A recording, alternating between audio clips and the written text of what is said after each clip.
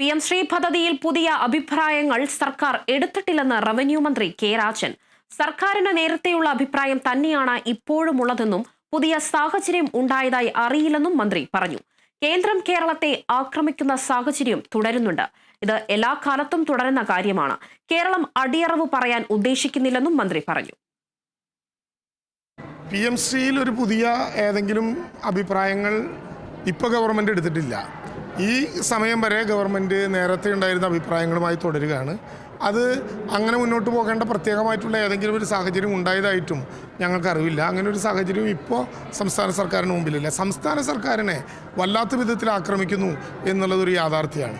എല്ലാ മേഖലയിലും ഉള്ളതുപോലെ കുട്ടികളുടെ ഉച്ചഭക്ഷണത്തിന് പോലും പണം കൊടുക്കാതെ ഗവൺമെൻറ് വല്ലാതെ കേന്ദ്ര ഗവൺമെൻറ് കേരളത്തിനോടുള്ള അനീതി കാണിക്കുന്നുണ്ട്. അതിനെതിരായി പൊതു ഒരു സമരമുഖം തീർക്കുക തന്നെയാണ്. കേരളം ഒന്നും അടിയറ വയ്ക്കാൻ കേരളം ഉദ്ദേശിക്കുന്നില്ല.